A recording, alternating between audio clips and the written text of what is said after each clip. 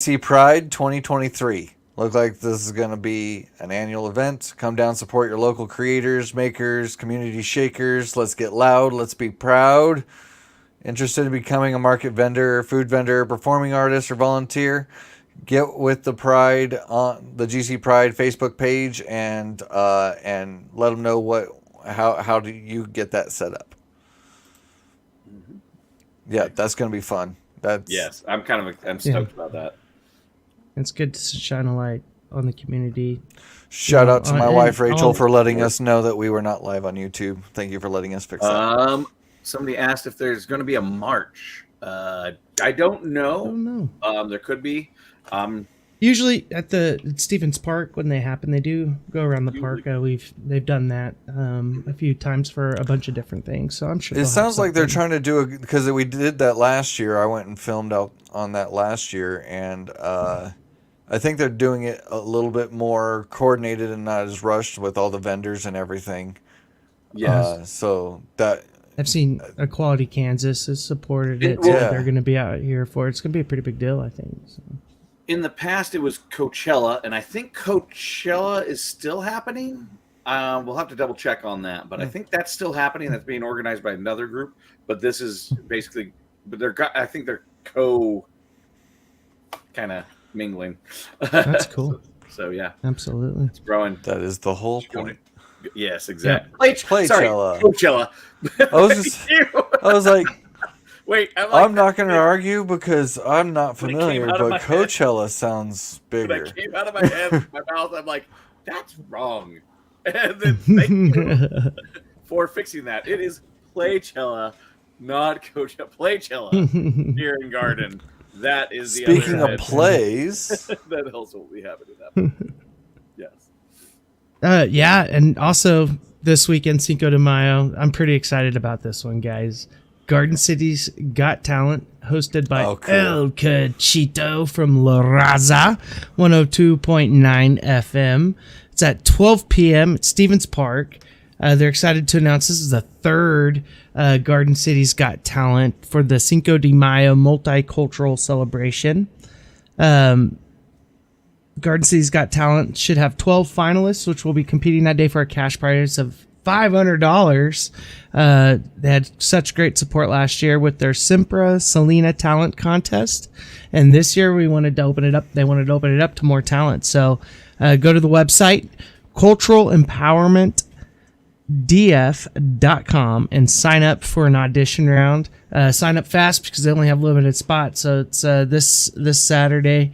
If you haven't signed up already, you better get signed up now. $500. Get out there. Show your talent, whether it's a hula hoop, jump rope, hopscotch, juggling, whatever. Get out there and have some fun with it. And I don't even know what I would do in something like that. I have no idea. I can wiggle my ears. I no longer can sing. That's long ago. There's also this Saturday is the Garden City Arts does their drop by art thing, and it goes from 10 a.m. to 12 p.m. You can go in person, or there's a drop by pickup, and you can get a free craft bag. This week, I believe, is the koi fish watercolor, and then next week, the 20th, 2 weeks from there, will be the mixed media camera thing. This is just a fun little thing the Garden City Arts does to help give lots of stuff for our community to do. It actually saved me one time because my niece and nephew showed up, and my nephew was easy because he's a gamer and I'm a gamer. All right, here's the controller. There you go. I got more games than a human should have on my computer. Right. And then, but my niece, she's very creative, artistic. And by chance, they were doing that, so it was real easy. We just grabbed up one of those free bags, brought it home, and it was a fantastic little bonding moment for my wife and my niece there. So I really appreciate these, and I think more people should take advantage of those little Garden City drop-by art activities. Okay. All right. So that's events for tonight. Ran by Dude Smell This. Dude Smell This. And one more Beetlejuice dude smell this. Oh my gosh. So, Ken, So, you've been looking into some vetoes that went on. Oh my What'd you gosh. I don't know if you guys were paying attention to the last couple of days. You know, it was an amazing.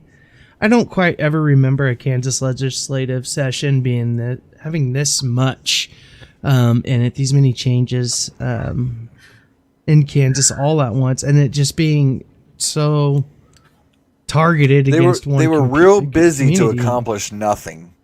Real busy to accomplish nothing. You know, last couple of days, they spent their time on half the budget in Kansas and the education bill, Senate Bill 113, which we're going to dive into a little bit later in the conversation and have a little bit fuller discussion on what they did in our education bill and the implications that it has coming down the road. But you know, they came back and had a flurry of vetoes that they were trying to override in the Senate and in the House. And so we're going to talk a little bit about those. One of them being Eddie Eagle, which was HB 2304, creates a standards of gun safety if school chooses to teach it. It says chooses to teach it, but it was going to make it a mandatory gun safety class based off of just the NRA. And what they have out there. That's the scary part of that. Gun safety classes don't scare me. NRA control of them, that's scary. That scares me too. I think more people should be educated in it, but sure. I remember what was after Sandy Hook, basically Kansas removed the whole clause about where basically concealed carry required a license. They got rid of that after the Sandy Hook thing, which the thing I liked about that was it made people who had guns take training. And now it's basically optional to conceal carry and get training. And it's just... If you want to drive a car, you have to prove you know how to handle driving a car. If you want to own a gun, you should have to go get a license and prove at a gun range that you know how to handle it. You know, they give you a handgun, they give you a rifle, they give you a shotgun. You show that you can fire all three of them, and bam, here's your license. Go buy a gun. Have fun. Yeah, Eddie Eagle has been controversial across the nation as well. The subject material isn't really great. You know what you would really want for gun safety. I mean, the first problem is that they picked a pedophile name. Come on, Eddie Eagle. Come on. Anybody know anything about the name Eddie Eagle? I don't. Yeah, let us know if you do. If you know more about the program, if you supported it, or if you didn't, let us know. Or who this was Google Box could tell me. Yeah. It's just, there's better ways to do it, and I think, you know, even here in Southwest Kansas, we have better ingenuity to develop a better program. I think we could in Western Kansas, but I don't want to spend a whole bunch of time on it. We could really dive deep into gun safety. Yeah, there's a bunch. What That's really another got episode. This session, as well as, you know, bills would come to the floor for debate, and they would be gutted completely and replaced with a bunch of other pork, fat, junk, garbage, whatever you want to call it. We had in the primary back in August 2nd, you know, there was Value Them Both was on the ballot, and it was a very anti-woman health care bill. Yeah. And the bill was defeated resoundingly. I mean, just, you know, there was a majority of people in Kansas that said, no, we don't want this type of legislation in Kansas. So basically what happened was all of, almost signal virtuing type bills were put through, like HB 2313, the Born Alive Protection Act. Sounds great. You know, I mean, it does, but it doesn't happen. And, you know, so we're spending all this time and we're hyping up things that aren't happening to make it a division point among us. Right. We have another one, which was the Notify of Abortion Reversal, HB 2264. If you guys don't recall, that was requires physicians to notify women who have taken the first set of chemical abortion pills that the abortion may be reversed before taking the second part, which has very low results of that happening. It's a lie, basically, and I don't know And how. in that same note, and I mentioned this before, but in that same note, when a woman gets a traditional abortion where she goes to a doctor visit and whatnot, that doctor is required to tell her that an abortion can cause breast cancer, and there's zero evidence to support that. They are legally required in Kansas to tell these women that, and there is zero scientific fact behind that requirement. Right. And the thing is, like, basically, okay, here's one of my pet peeves. I hate that insurance companies, a business thing, is in charge of your medical stuff. Let alone a legislator who also is untrained in medicine being in charge of your medical stuff. Like, why is this even happening? Like, we have doctors, they're trained, they know, they have their own legal and precedent stuff that they follow. All this, and then they took it a step further too, and supplied $2 million for alternatives. Well, to abortion. Well, more specifically, this is to those what is it? Those what women's health van things that are going around, and basically they've been caught lying to women because what they do is they provide an ultrasound. However, they don't actually have an ultrasound tech. They just have the equipment. So they do an ultrasound, and then if the woman is able to, like, still within the legal realms of getting an abortion, they will often lie to her and say the ultrasound came out inconclusive. So then she has to come back, and when she comes back, they will tell her, "Oh, looks like you missed the window. Your baby's the fetus is now this old, so therefore you can't legally get it." So they've been caught multiple times lying to women in these types of things. They've been caught. Basically, all they do is harass and tell you to basically not get an abortion, and they pretend that they're medically trained people. There are no medical staff in these things. So, like, why are we taking money designated to women's health and medicine and putting it to these religious kind of proponents? Like, that's my biggest. And the biggest one here was HB 2325, which bars clinics that provide election abortions from accessing liability coverage from the Health Care Stabilization Fund, which is insurance, guys. They're just making it more dangerous, less safe, and unhealthy. And these were things that we voted on August 2nd and voted no against, with value them both, and it was really disheartening. I mean, I guess we kind of knew it was coming. We could see it. It's just the way the retaliation works in chaos legislation. Right. The session was really a lot about your body, your health, and genital inspections. Really, I mean, that's what it comes down to, and it's gross. That's the most frustrating part. Is these rich old white guys, for the majority, not all, but the majority, have so much obsession with what is going on in the pants, and especially the pants of children. Yeah, it's ridiculous. John Dahl, that's what it comes down to.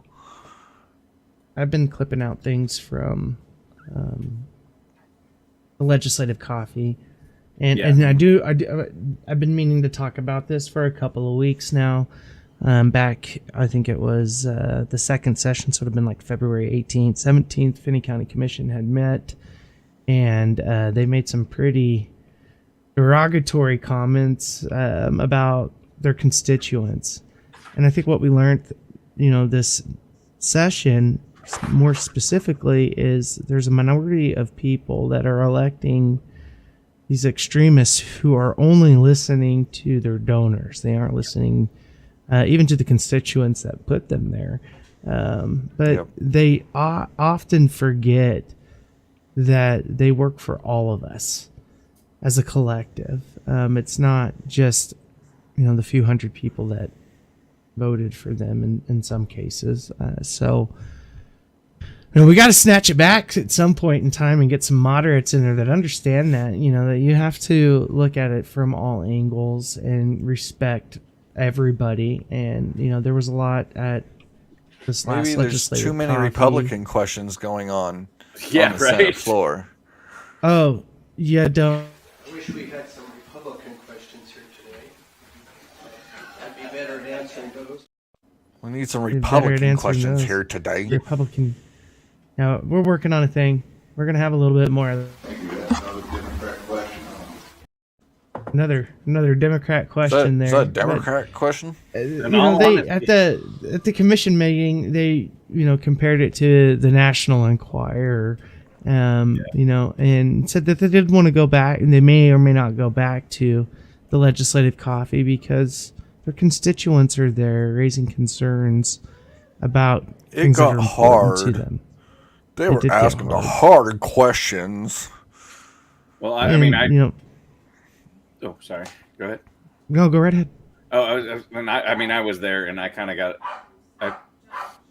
with the whole with this whole transgender attack, because it affects me, and like in the sense of it affects me in the sense that I have relatives, and I had to wait for news for bad things happening because I don't want to get too much into it, but I brought it up during that session because I'm like, you guys don't have skin in the game, and you're putting all these laws that are affecting the people that I love and I care about, and that's what is driving me nuts. And they couldn't see it that way, and I'm like, you're affecting very directly our lives.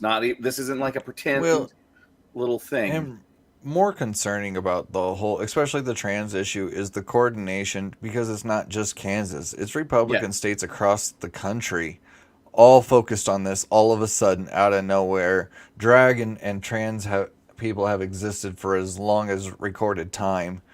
And all of a sudden it became a big issue because somebody in the GOP decided that that's going to be their culture war focus this year.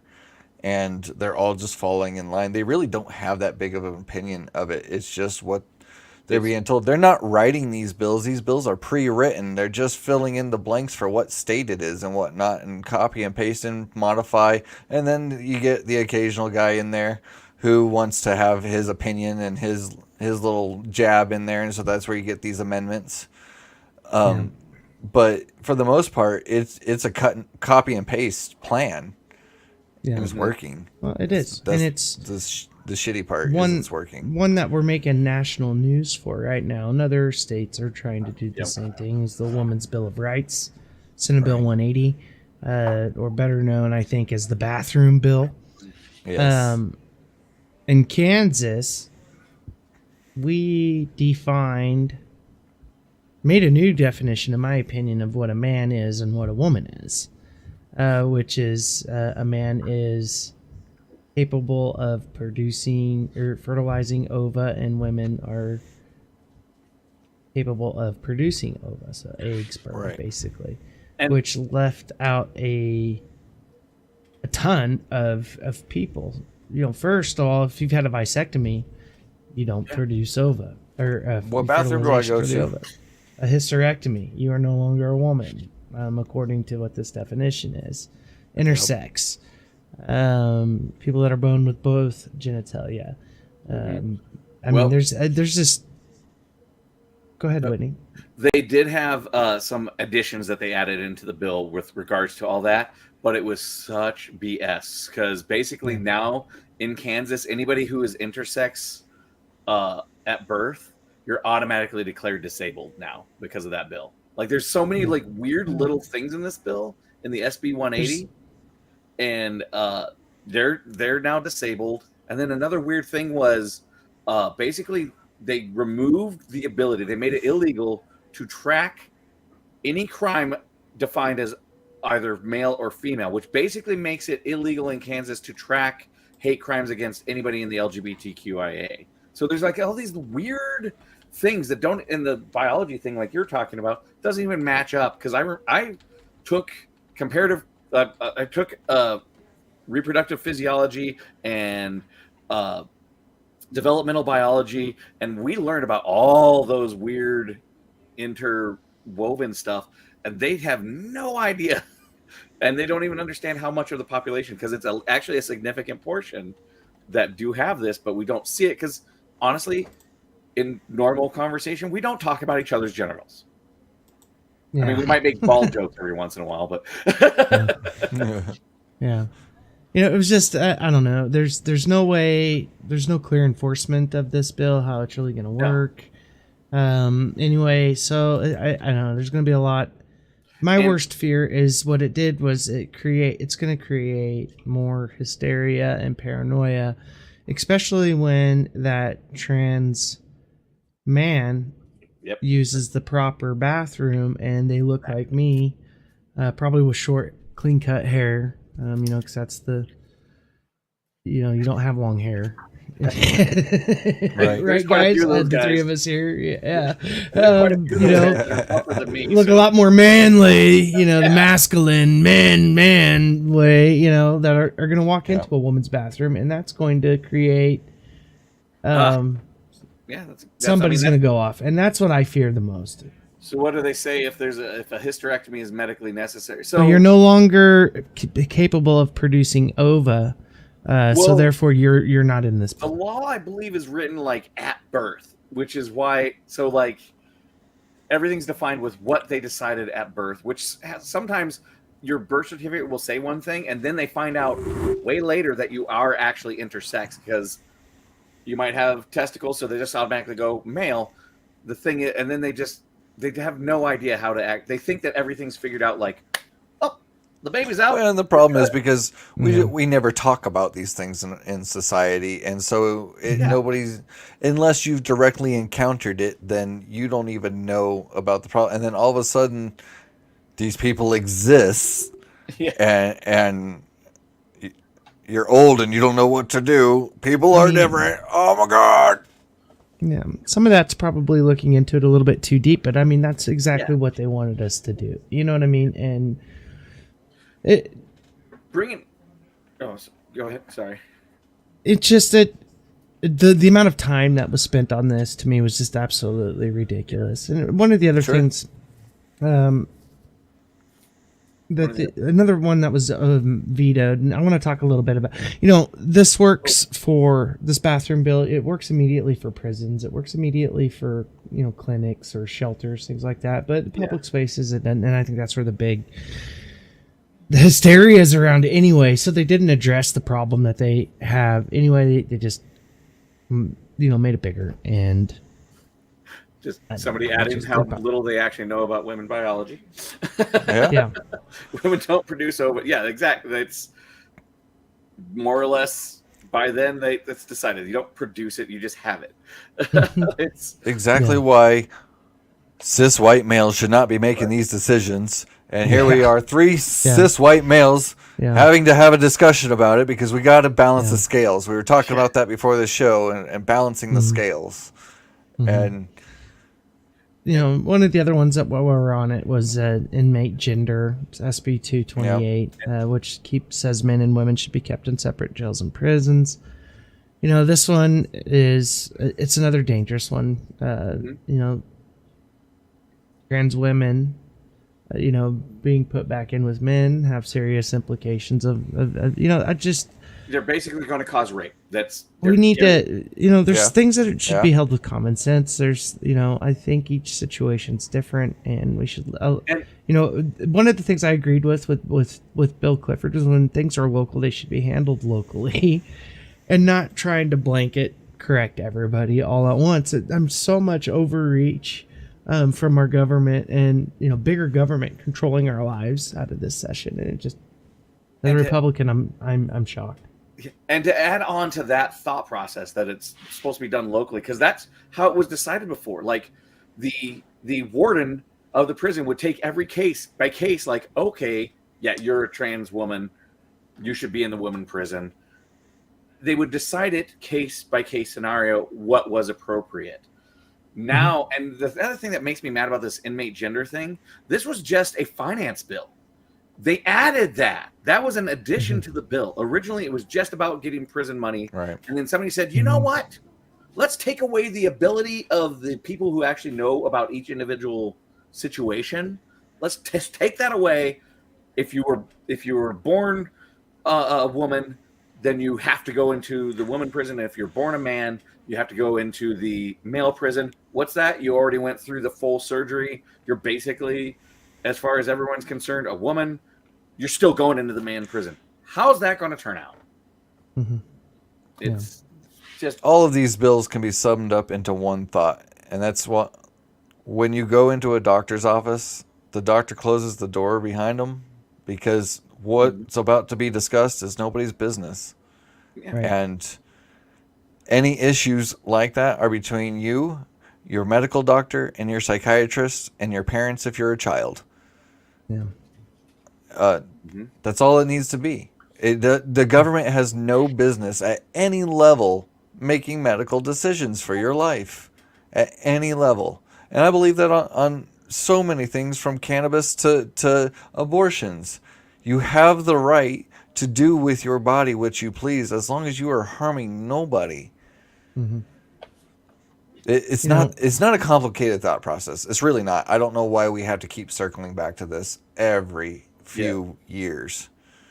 And another, we're going to start jumping closer into the schools, and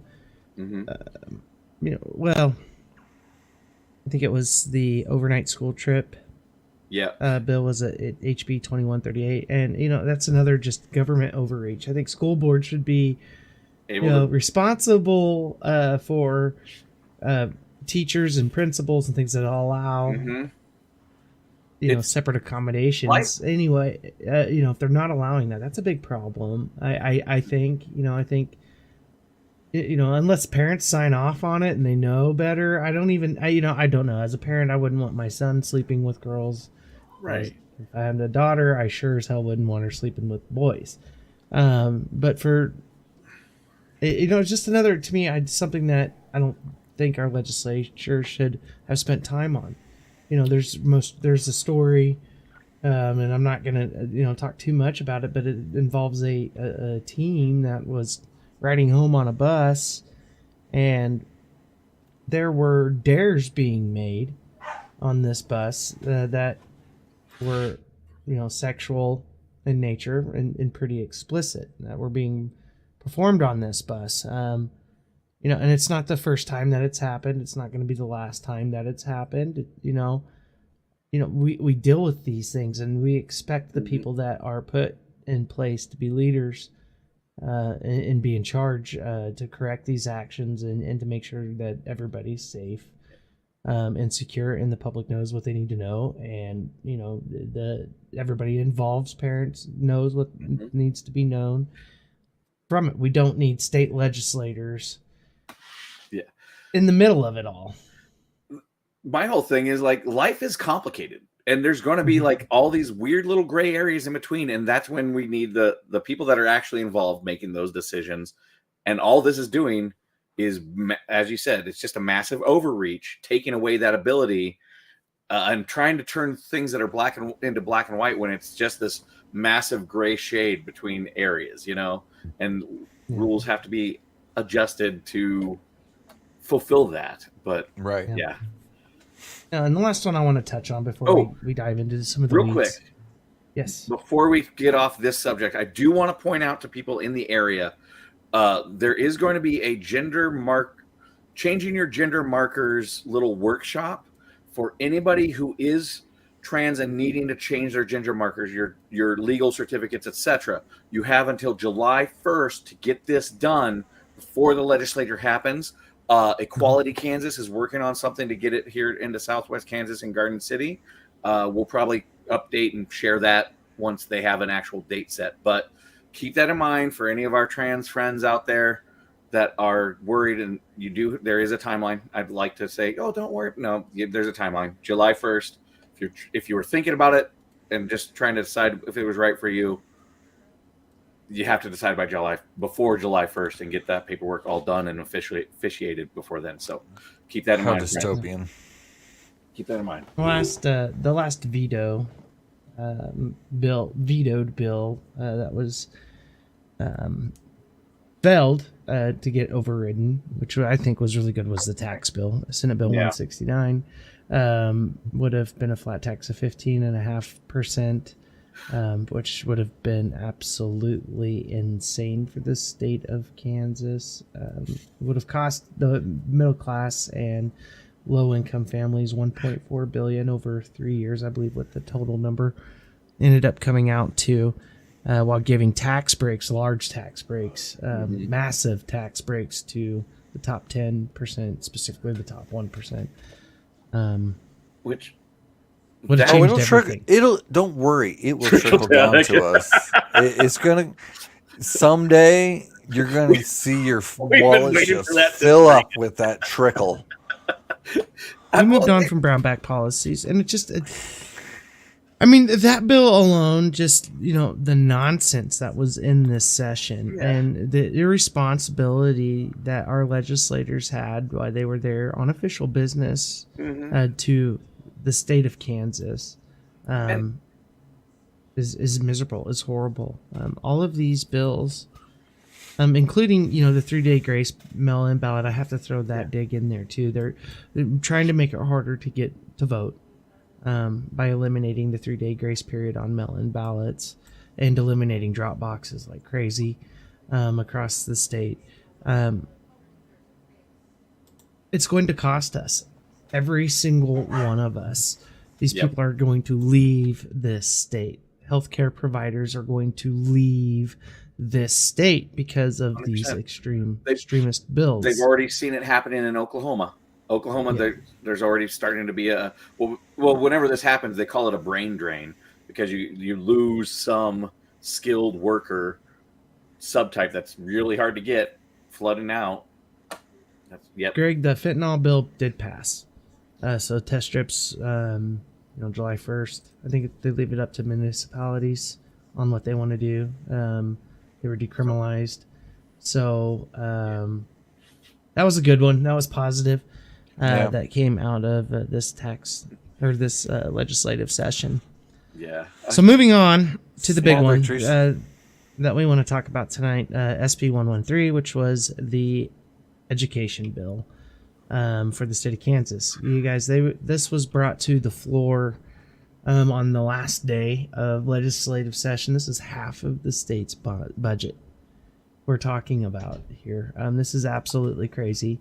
Many of the things that were being debated hadn't been brought out for public comment or allowed either side to research and really read what was in this bill. And we found out there's some pretty crazy things. A late change in Senate Bill 113 would equal dire financial cuts to 100 plus declining enrollment districts. As a result, some districts are finding out that if SB 113 becomes law, they will face budget cuts in spite of any increases under the Gannon portion of school funding. Which, for those that don't know what the Gannon thing is, basically they underfunded the Kansas school system for like decades that it actually got so low and so inadequate for educational funding that it was declared unconstitutional, because our Constitution says adequate education. And we were so low that they basically, the lawsuit, I want to say, started in 2009, maybe 2010.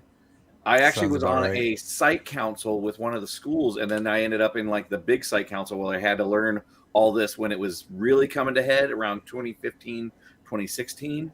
2016, they made the final decision. And here's the funny thing with the Gannon thing.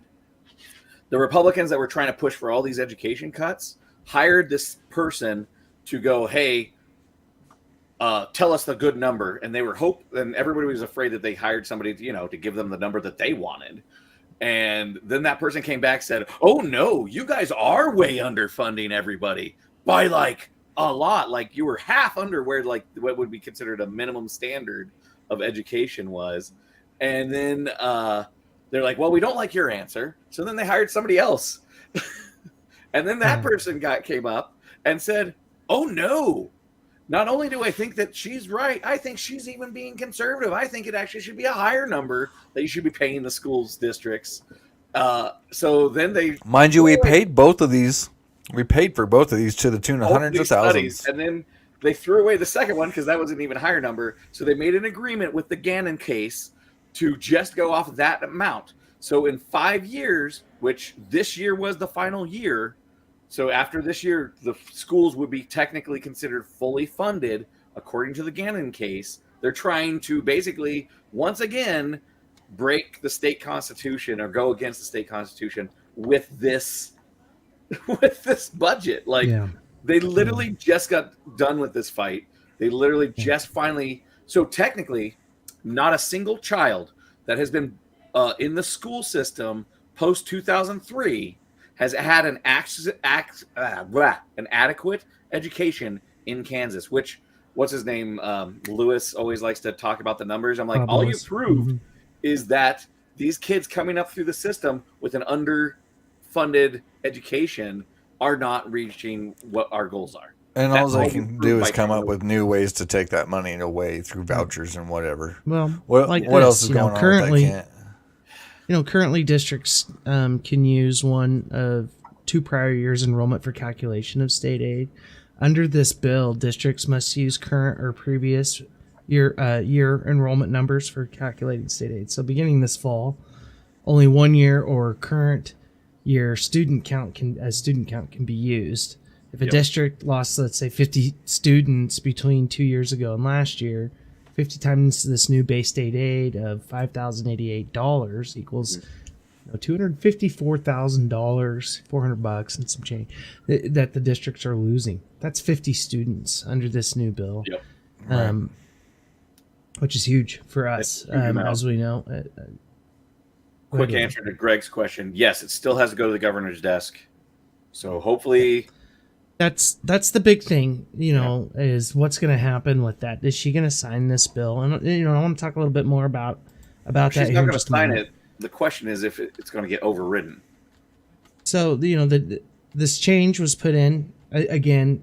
This change was put into this bill without any public hearing or giving districts negatively impacted by the proposal any chance to weigh in and make a case. By state law, Kansas is obligated to cover 92% of any special education costs that exceed the normal classroom cost of educating all students. It hasn't done that since 2011. Yep. They have not fully funded special education in a decade. It's very difficult for schools to deal with, obviously. Schools say when special education is underfunded, all kids pay because they have to use general classroom funds to cover that additional costs, which we're going to talk a little bit later on more about in USD 457 with ESL, interventionalists, librarians, and other things. Republican lawmakers argued that they did put more money into special education. It was a 1% increase. 1%. Whoa. Yeah, guys, and they shouldn't have. Whoa. This is the reasoning for that. They shouldn't have to like pay a more whole just percent. because the federal government isn't paying its share. So they're saying they can't put more money into this because the federal government isn't paying their share. So they're saying that schools need to start doing better tracking of how they're spending that money, which schools do that already. This thing created a 11-member special education funding task force that's going to study the way our public schools use this special education funding. The biggest shit bag in this is the vouchers came back. Yeah, they'd been vetoed. They failed. They failed to override that veto. The vouchers came back, and not only was it for the $5,000 that they were asking before, it was $5,000. This got passed with $8,000 unregulated vouchers in the form of a tax credit scholarship expansion known to set back. Let those rich parents get the tax break they deserve to get their kid into the private. We're only giving public schools $5,088 per student, and we're giving unregulated. They're giving even more to people who either A, are privileged enough to be able to afford it anyway. Is that what you're saying there, Kev? Yeah, it's just I'm so disgusted by this. I mean, obviously, KSAB is urging a veto. Every education program, groups, everything is urging that veto.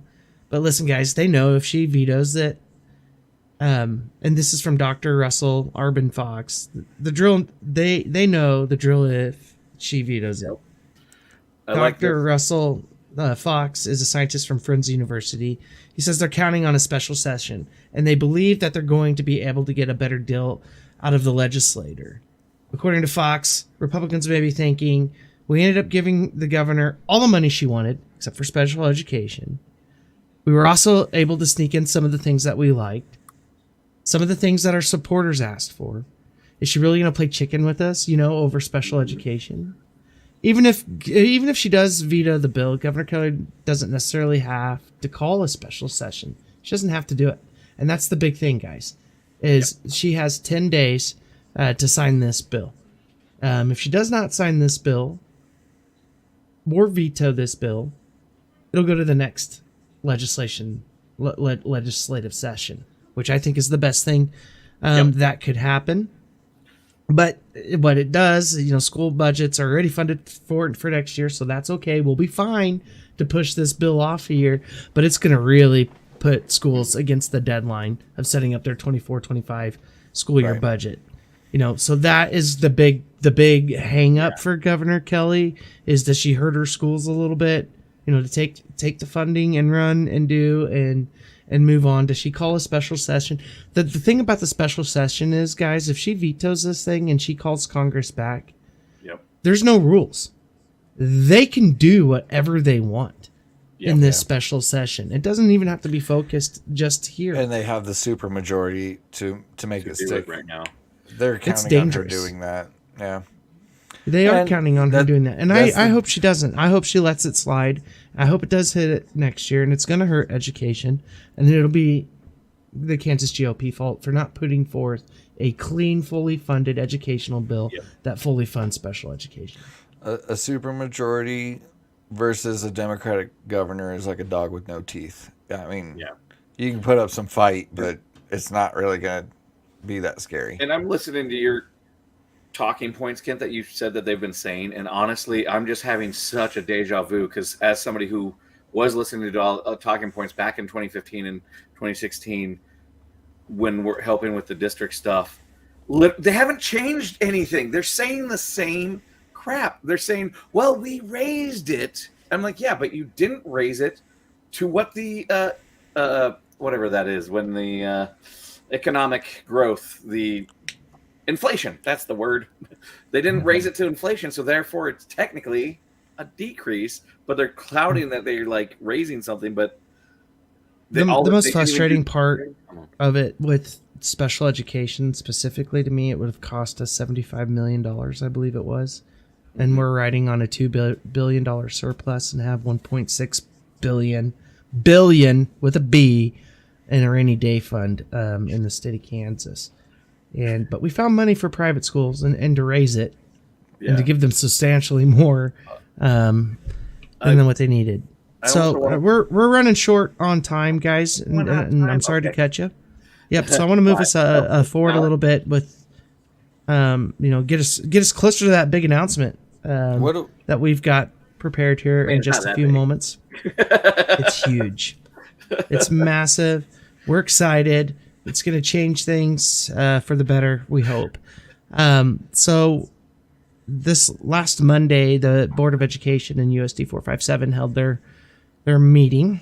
Mm-hmm. And, this is Teacher Appreciation Month, week, day, I don't know. We're going to give it the month. It's Mental Health Month as well. It's also Asian Pacific Islander and Heritage Month. So it's a pretty cool month. So we want to say shout out to all the teachers. We appreciate you and everything that you're doing. I also want to give a shout out to our non-classified staff, which would be like the groundskeepers, janitorial. You guys are extremely important to this district as well. You're the glue that really holds it all together. Thank you so much. And we've been told that this week has been kind of shabby for the teachers and faculty since this last board meeting. I skimmed through it and I didn't really think that it was, other than the mass exodus of teachers. And I thought it was kind of a little weird, the amount of transfers that were being requested. Right. Just high. It's a lot very for high. The school year versus previous years. So previous years it's been high. Yeah.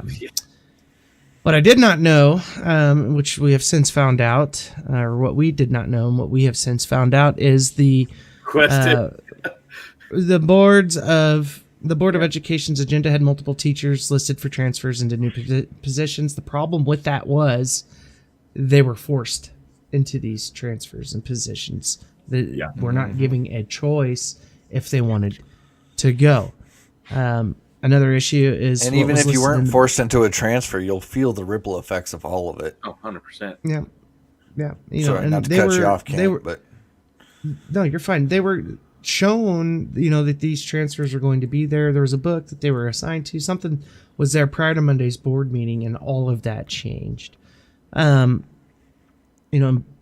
the board approved the list, those positions are permanent, even if they were wrongly listed. And that was the other problem is, some of them were, requested the transfer or whatever, and they got assigned to something completely irrelevant to them.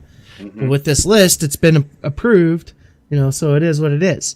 And the only way to change this now is for the board to do a retraction or to recall it and put it up on the agenda again for approval. This has caused a bunch of unknown across a lot of teachers. And what's worse, is in an attempt to solve the teacher shortage, what they're going to do, or what they're talking about doing, is giving teachers 2 contents at a time to teach. So your science teacher who was certified to teach just science is being moved into a general education. Well, they're not just going to have science, they're going to have math now too, or English now too. They're going to assign groups to teachers. I think it's like 2 teacher groups, something like that. It's just going to be crazy, and I don't think there's consistency among the 2 intermediate schools with it either.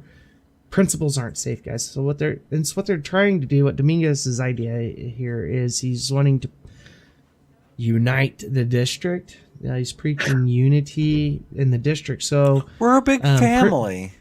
Principals aren't safe in this. There's a pretty big possibility that they're going to swap the principals of these schools. Believe it. To different buildings. And what the problem there is a lot of these principals are 20, 30-year veterans. They've been there that long. They're ready. They're at that retirement age. Yeah. They haven't retired because we are in some of the worst times we've been in education. We've been underfunded since would you say, Whitney, 2003 for education. Like at least, so they're working overtime. Yeah. They love their building. They love the culture that they've set in that building. They love their staff. They love their students, the families. My elementary school here got both of my sons 7 years apart. So I was there at 2 completely different intervals. We knew the teachers. We knew the principals. It was a family for that group already, PTOs, things like that. Mm-hmm. And now we're looking at shuffling up because he wants it to be my district and not my school. ESL, interventionalists, long-term subs, they're all in this. Nobody knows where they're going to be or how they're what next year is going to look like. And like Lindley said, I think we threw it up on the screen. Yeah, it's June 1st or June 3rd. I thought it was June 1st is the last day of with that. And those regs, I think that'll be D-Day in USD 457. Yeah. I genuinely do. I think June 1st is going to be a very bad day for our community and our kids. We're going to see those principals retire. We're going to see. We were talking about the Michigan teachers and them being certified enough to go back to Michigan, and they're leaving. It's just terrible. Some of the ESL and interventionalists, that are being pushed into these classrooms, guys, it takes study, it takes training. Long-term subs have been kind of introduced into some of these roles. I think they're testing it out a little bit to see how it goes. They don't have paras. They don't understand, what kids are saying. These interventionalists have worked hard, the ESL teachers, for their credentials and for what they do. And they have great scores. I hate test scores, but we have to talk about it, and they have great scores coming out of this. Yep. And we're looking at it just tanking. And a lot of this comes down to our Board of Education and the decisions they've made over this last election cycle. And we cannot encourage you enough to sign up and run for school board, city commission, county commission, all of it, guys. We need good people in great positions and awesome leaders, and you are out there, and we need you to sign up and get and save our school district, guys, because it's not looking very good. If you have the power, the ability, the confidence to do something, I'm gonna say it. You have the responsibility to do it. Wait. You do. Mr. Spider-Man. With great power, there must also come great responsibility. Is the original line. Yeah. This is the original line, and we're going to change that. So we do need to get to our big announcement for you guys tonight. But before we do, Zach, I'd like. Do you have a final thought for our audience? Before we. No, I think we have some dark times coming, but I also think that if anything, our show has shown that there are a lot of people out there with good hearts, good intentions, and want to see good things happen, and maybe not have the direction for it. And we're kind of forming a kind of a team, an army, a group that we can depend on. And I'm really impressed with what we've done. This is episode 30, is it not? 31. We did jump forward an episode because of the pilot episode. We weren't counting as 1, 2. This was supposed to be a one-off complaint on the internet for an hour, and here we are 31 episodes later with 100 people waiting on bated breath for an announcement. So why do you want to keep me talking instead of teasing this announcement more? I don't know what you want from me. It's not even that absolutely. We can't again encourage you enough to sign up and run for office. So, and with that, we would like to turn it over to Whitney. Okay, so I guess this is the big announcement. I will be running for Board of Education. Basically, this isn't something that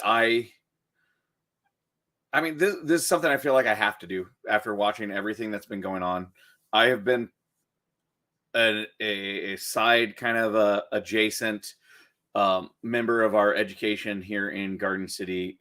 When I came here, I came in the zoo field in 2009, and then 2010, I switched to education, and that's when I started partnering with the teachers, and I've been working with them with curricula as an informal educator, coming into their classrooms, working with them, making partnerships with them to understanding how all of the various standards work and how to translate things with standards, and seeing what has happened over the past few years has just, I cannot stand idly by anymore. I'm going to be working with Isidro. Isidro is also running for Board of Education. And I feel like we do need more people. There's 5 openings. We need to get very sound minds. I was joking that my slogan will be Buckman for a boring board of Board of Education, because there's too much craziness going on. We're not trusting our teachers. We just need to just keep things going forward, and we need to fix what has happened. I feel like what has happened is going to impact our school district probably for 5 to 10 years down the road. So we need to stop. I guess one way to say it is we need to stop the bleeding now and start the healing process and get it working. So I will be running. I put in my thing last week, so I'll be running for Board of Education. And if anybody would like to help me with that, just contact me. Right now, I'm going to make a more official email, but for now, it can be whitbuckman, WHITBUCHMAN @gmail.com. Get in touch with me if you want to help in any way, and we'll start organizing. Basically, I'm going to be trying to represent all the families and friends that I have here in the community with the board, and also, honestly, I'm also going to represent teachers as well, because obviously your voice has not been heard. I've been finding things ridiculous that I've been seeing at the board meetings where I'm like, I know that is just a standard part of education since like the 80s and 90s. And yet we're bringing up to waste everybody's time and to create drama out of nowhere for these board meetings. So as I said, maybe that will be my slogan. Maybe that will be my slogan. Make board meetings boring again, because all we need is a boring board is one that's actually making things happen and pushing it forward. One that's creating drama left and right is all they're doing is scaring teachers away, scaring our talent away. I guess that's it. Let me know if you guys are supporting, and I gave you that email. More information will be coming out over the next few weeks. And I ask as many people out there, I cannot do this alone, and I need more people who are capable. And even if you don't feel super knowledgeable, you can learn. That's how I first learned about this. As I said, I've been a site council member where I was learning with the school district how things worked as an advocate for the school district back then. So let's get going. If anybody else wants to join me, bumper stickers, we'll get those going. Technically, you have anybody who wants to join, you have till June 1st to get on the ballot. And then after that, you'd have to be a write-in campaign. So we just need everybody's help getting the motion going, get us back into a sanity situation. I've been proud of our USD 457 for years, and I just feel it's been very gut-wrenching to watch what has happened over the past couple of years. So that's I guess my bid for the board membership. So, and I'm sorry if the announcement and I know Kent has been very, very hyped about my announcement for this, and I'm sorry if that caused anybody to get a little worried, because the last few times we've had something to say were kind of big deals in the negative sense. So I'm hoping this is positive for people, and I hope people that help out. And I agree with Isidro. The school board shouldn't just be people with degrees, businesses, and family wealth. It needs to be a nice swath across the board. We need actual representation, and also just to trust our teachers. They are not in this for anything other than their joy of teaching, and the idea that people have these other agendas is ridiculous. So anyway, that's my spiel. I hope you support me, and we'll get more information out. And please, please, please reach out, especially more people. We need a few more people on running for the board this year. Let's get us back on track to being one of the best school districts in the Southwest Kansas.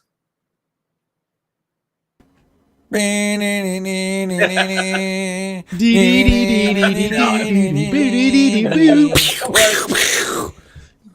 Whitney Buckman. Buckman said we have big news to not say. Are you going to be fat? You talked down about saying Kent's been super hyped about it and maybe overplaying it and whatnot. Whitney, you gotta understand that I worked for years with the Democratic Party. I'm no longer a Democrat. I'm no longer affiliated with any party, but I worked for years, and the sole goal was to get one person to run for fucking anything. Yeah. And you have no idea how difficult it is, and it only took us 30 episodes to find a candidate. Sucker. That's right. Honestly, we got us one. The conversation my wife and I had, because got a big one. Obviously, this is going to be Buck for Buckman. We knew it was going to be stressful, but eventually my wife and I were talking about it, and she's like, "You have to run," and I was like, "I have to run." Okay. You have support, man. That it's out there. We had that unscientific poll. We put all of our names out there, and the whole world showed up and voted for Whitney, which was awesome. So we appreciate you guys doing that. We appreciate you guys being here, hanging out with us. So many slogans. Yes. We will be live next week. It will be our season finale.